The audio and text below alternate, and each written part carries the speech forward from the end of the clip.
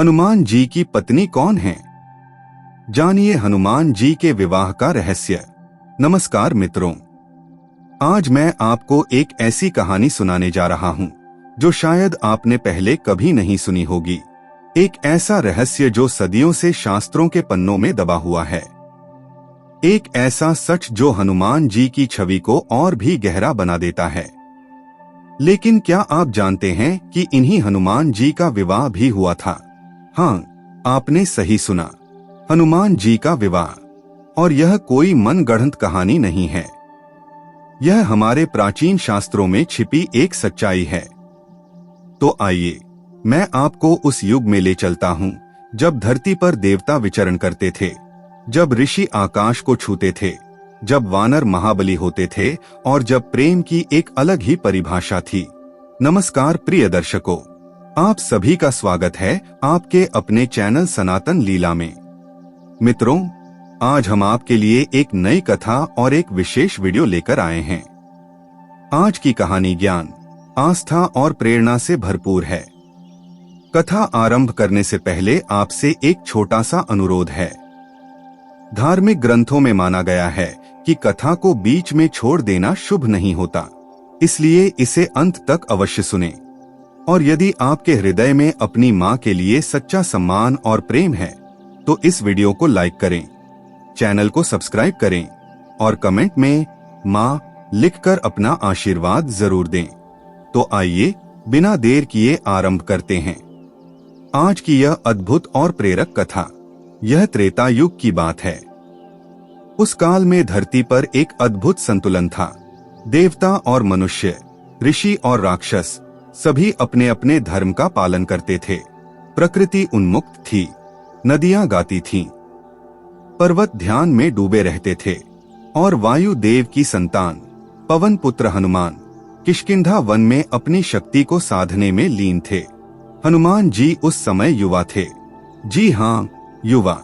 जैसे हर महापुरुष के जीवन में एक ऐसा काल आता है जब वो अपने उद्देश्य को खोज रहा होता है, वैसे ही हनुमान जी भी उस दौर में थे जब उनकी असाधारण शक्तियां तो थीं, लेकिन उनका महान उद्देश्य अभी प्रकट नहीं हुआ था।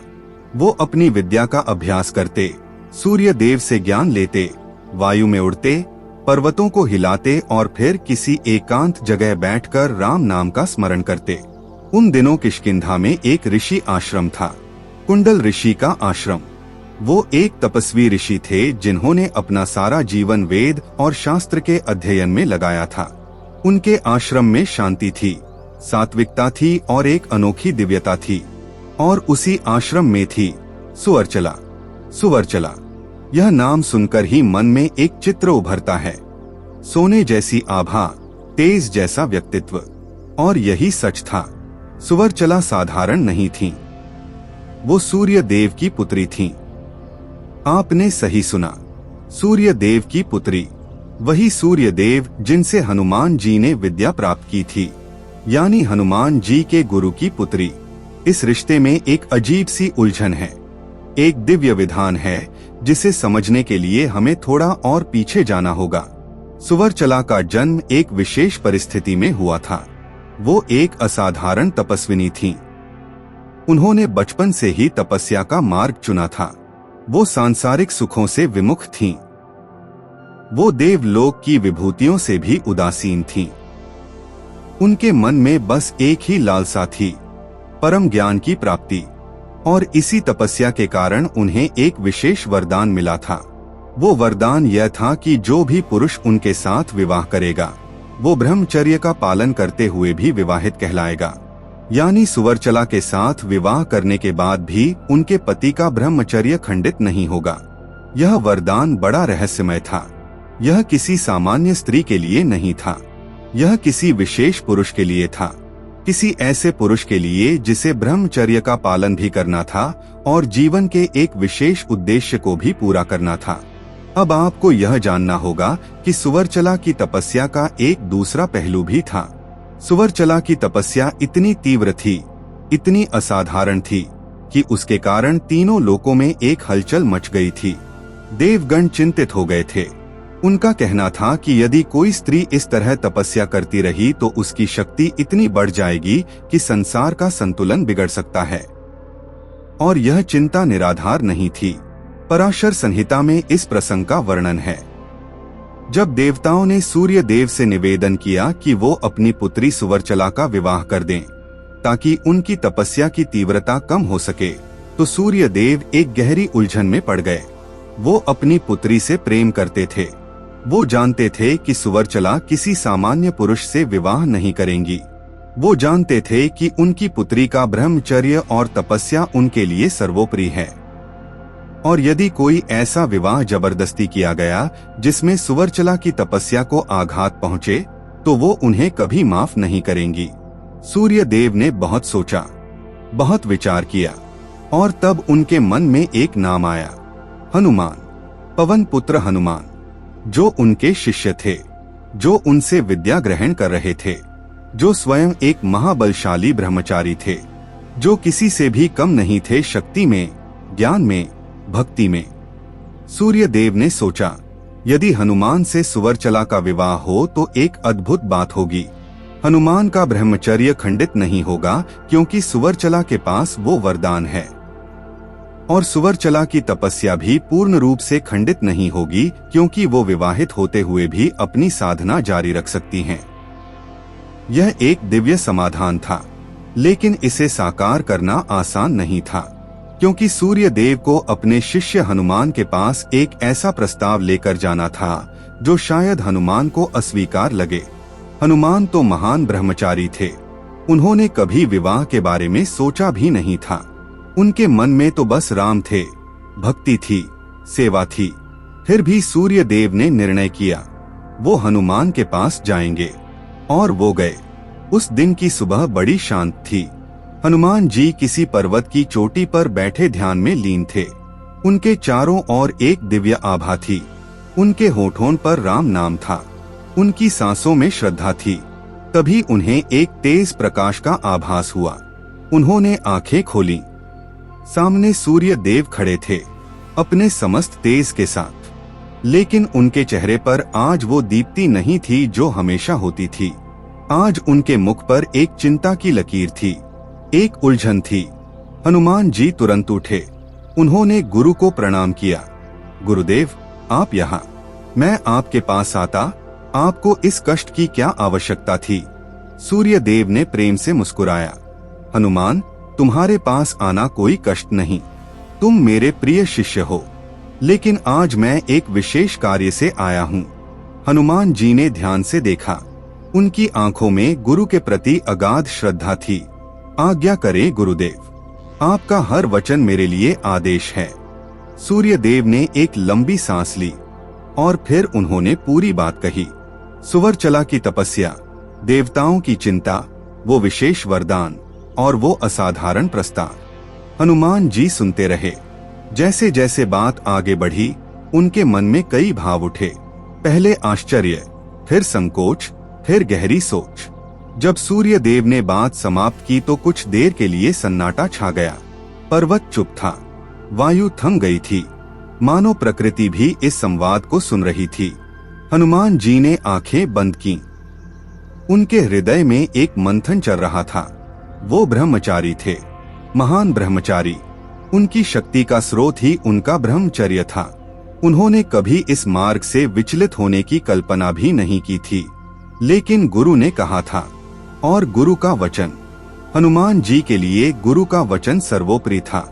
गुरु की आज्ञा उनके लिए ईश्वर की आज्ञा से कम नहीं थी।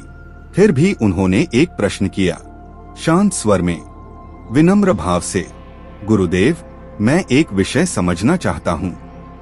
मेरी शक्ति, मेरी भक्ति, मेरा उद्देश्य, यह सब मेरे ब्रह्मचर्य पर टिके हैं। यदि यह विवाह मेरे ब्रह्मचर्य को किसी भी प्रकार से आघात पहुंचाता है, तो क्या मैं वो सेवा कर पाऊंगा जो मुझे करनी है? क्या मैं उस महान कार्य के योग्य रहूंगा जिसके लिए मेरा जन्म हुआ है? यह प्रश्न सुनकर सूर्य देव के मन में एक गहरा भाव उठा। कितना निष्कपट था यह प्रश्न, कितना निस्वार्थ। हनुमान जी अपने लिए नहीं पूछ रहे थे, वो अपने उद्देश्य के लिए पूछ रहे थे। वो राम की सेवा के बारे में पूछ रहे थे। वो उस महान कार्य के बारे में पूछ रहे थे जो अभी हुआ भी नहीं था, लेकिन जिसके लिए वो हर पल तैयार रहते थे। सूर्य देव ने कहा, हनुमान, यही तो विशेषता है इस विवाह की। सुवर्चला को मिला वरदान यही सुनिश्चित करता है कि इस विवाह के बाद भी तुम पूर्ण ब्रह्मचारी रहोगे। तुम्हारी शक्ति में कोई कमी नहीं आएगी, तुम्हारी भक्ति में कोई बाधा नहीं आएगी। यह विवाह एक दिव्य व्यवस्था है, एक कर्तव्य है जो तुम्हें निभाना है। हनुमान जी ने फिर से आंखें बंद की और इस बार जो उन्होंने महसूस किया वो था स्वीकृति। शांत, गहरी, निस्वार्थ स्वीकृति। विवाह का दिन आया। यह कोई साधारण विवाह नहीं था। इसमें न धूमधाम थी, न बाजे गाजे थे, न बड़ी बारात थी। यह एक दिव्य संस्कार था, एक पवित्र बंधन। सूर्य देव ने स्वयं इस विवाह को संपन्न करवाया। सुवर्चला वहां उपस्थित थीं। और जब हनुमान जी ने उन्हें पहली बार देखा तो एक पल के लिए उनका मन ठहर गया। सुवर्चला की आभा असाधारण थी। उनके चारों ओर एक दिव्य प्रकाश था। उनकी आंखों में तपस्या की गहराई थी। उनके चेहरे पर एक शांति थी जो सांसारिक नहीं थी। और सुवर्चला ने भी हनुमान जी को देखा, इस अद्भुत वानर को जिनकी आंखों में राम का भजन था, जिनके शरीर में पर्वत जैसी शक्ति थी, जिनके हृदय में समुद्र जैसी भक्ति थी। दोनों के बीच कोई शब्द नहीं थे, लेकिन एक समझ थी, एक ऐसी समझ जो शब्दों से परे होती है। दोनों जानते थे कि यह विवाह क्या है। यह एक कर्तव्य है, यह एक दिव्य व्यवस्था है। यह प्रेम की वो परिभाषा है जो सांसारिक प्रेम से बिल्कुल अलग है। जब 7 फेरे हुए, जब अग्नि के सामने वचन दिए गए, तो न हनुमान जी ने और न ही सुवर्चला ने कोई झिझक महसूस की। दोनों ने अपना कर्तव्य स्वीकार किया। दोनों ने उस दिव्य विधान को स्वीकार किया जो ब्रह्मांड ने उनके लिए रचा था। विवाह संपन्न हुआ और उसके बाद जो हुआ वो शायद इस कहानी का सबसे महत्वपूर्ण भाग है। हनुमान जी और सुवर्चला ने साथ रहने का निर्णय नहीं किया। सुवर्चला अपनी तपस्या में वापस लीन हो गईं और हनुमान जी अपनी भक्ति और सेवा में। यह दोनों का त्याग था, यह दोनों की परिपक्वता थी, यह दोनों की वो समझ थी जो साधारण मनुष्यों में कम ही होती है। विवाह हुआ था, लेकिन वो विवाह था जिसमें 2 आत्माओं ने एक दूसरे को स्वतंत्र रखा, जिसमें एक दूसरे की साधना को सम्मान दिया। अब आप सोच रहे होंगे कि यदि यह विवाह सच था तो फिर इसे इतना क्यों छुपाया गया? यह एक स्वाभाविक प्रश्न है और इसका उत्तर भी उतना ही गहरा है। हिंदू धर्म में हनुमान जी की छवि एक महान ब्रह्मचारी की है, बाल ब्रह्मचारी हनुमान, और यह छवि सत्य भी है। हनुमान जी के विवाह से उनका ब्रह्मचर्य खंडित नहीं हुआ था। वो विवाह के बाद भी पूर्ण ब्रह्मचारी ही रहे। लेकिन लोगों को यह समझाना कठिन होता। जो लोग सतह पर देखते हैं, जो गहराई में नहीं उतरते, वो इस विवाह को सुनकर भ्रमित हो जाते। इसीलिए यह जानकारी मुख्य धारा में नहीं आई। यह ज्ञान विशेष शास्त्रों में, विशेष परंपराओं में संरक्षित रहा। अब एक प्रश्न जो आपके मन में आ रहा होगा, यदि यह विवाह हुआ था तो क्या हनुमान जी को बाल ब्रह्मचारी कहना गलत है? नहीं, यह गलत नहीं है। और इसे समझने के लिए हमें ब्रह्मचर्य की परिभाषा को समझना होगा। हमारे शास्त्रों में ब्रह्मचर्य का अर्थ केवल विवाह न करना नहीं है। ब्रह्मचर्य का अर्थ है ब्रह्मा में विचरण करना, अर्थात अपने विचारों, अपने कर्मों, अपनी इंद्रियों को ब्रह्मा की ओर, परमात्मा की ओर लगाए रखना। हनुमान जी का हर श्वास राम को समर्पित था। उनका हर विचार राम में था। उनकी हर शक्ति राम की सेवा के लिए थी। क्या यह ब्रह्मचर्य नहीं है? यह सर्वोच्च ब्रह्मचर्य है। विवाह एक संस्कार था जो एक विशेष परिस्थिति में हुआ, लेकिन उस विवाह ने हनुमान जी के आचरण को, उनकी भक्ति को, उनकी शक्ति को रंच मात्र भी नहीं बदला। इसीलिए वो बाल ब्रह्मचारी हैं और इसीलिए वो सुवर्चला के पति भी हैं। दोनों सत्य एक साथ सच हैं और इन दोनों सत्यों के बीच कोई विरोधाभास नहीं है। यही है हमारे धर्म की गहराई, यही है हमारे शास्त्रों की सूक्ष्मता। अब हम सुवरचला के बारे में और जानते हैं, क्योंकि इस कहानी में उनका स्थान हनुमान जी से कम नहीं है। सुवरचला सूर्य देव की पुत्री थीं। इसका अर्थ यह है कि उनमें दिव्यता जन्मजात थी, लेकिन दिव्यता जन्मजात होना काफी नहीं होता, उसे साधना से परिपक्व करना पड़ता है। और सुवरचला ने यही किया। उन्होंने अपनी दिव्यता को तपस्या से निखारा, उन्होंने ज्ञान को साधना से गहरा किया। वो एक ऐसी स्त्री थीं जो किसी के आश्रय की मोहताज नहीं थीं, जो स्वयं सूर्य की तरह स्वतंत्र थीं और प्रकाशमान थीं। लेकिन इसके साथ ही वो एक ऐसी स्त्री भी थीं जो ब्रह्मांड के विधान को समझती थीं, जो जानती थीं कि कुछ बंधन होते हैं जो मुक्ति का द्वार खोलते हैं। जब उनका विवाह हनुमान जी से हुआ तो उन्होंने यह नहीं सोचा कि उनकी तपस्या का अपमान हो रहा है। उन्होंने यह नहीं सोचा कि उनकी स्वतंत्रता छिन रही है। उन्होंने यह सोचा कि यह विधान का हिस्सा है, और यह सोचना ही उनकी महानता थी। सुवरचला ने हनुमान जी को एक पत्नी का प्रेम नहीं दिया, उन्होंने उन्हें एक ऐसा संबंध दिया जो सांसारिक प्रेम से ऊपर था, एक ऐसा सम्मान जो आत्मा से आत्मा का था।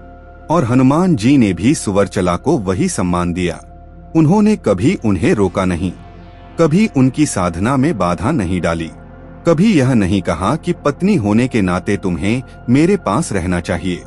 दोनों के बीच जो था वो था पवित्र सम्मान, दिव्य स्वीकृति।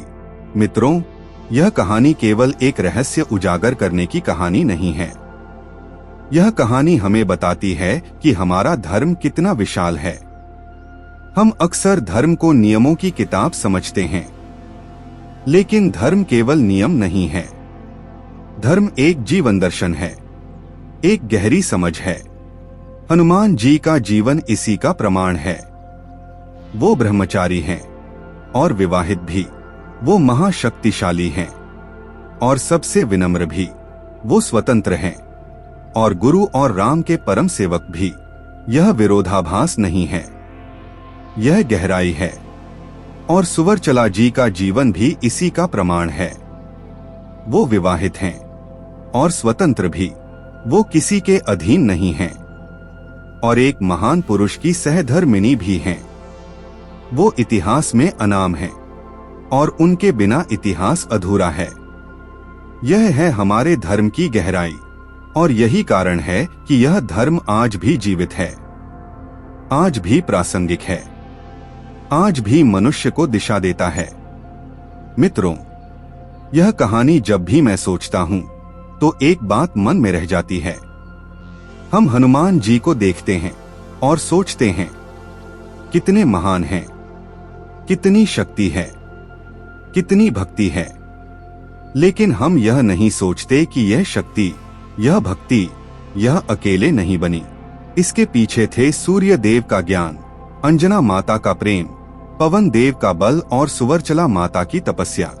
हर महान पुरुष के पीछे कुछ ऐसी शक्तियां होती हैं जो दिखती नहीं, लेकिन जिनके बिना वो पुरुष अधूरा होता। और हर महान स्त्री के पीछे एक ऐसी कहानी होती है जो लिखी नहीं गई, लेकिन जो जीवन को दिशा देती है। सुवरचला माता की कहानी उन सभी को समर्पित है जो पर्दे के पीछे रहकर भी संसार को रोशन करते हैं। उन्हें नमन। और हनुमान जी को जय बजरंगबली, जय श्री राम, जय हनुमान, जय माता सुवरचला।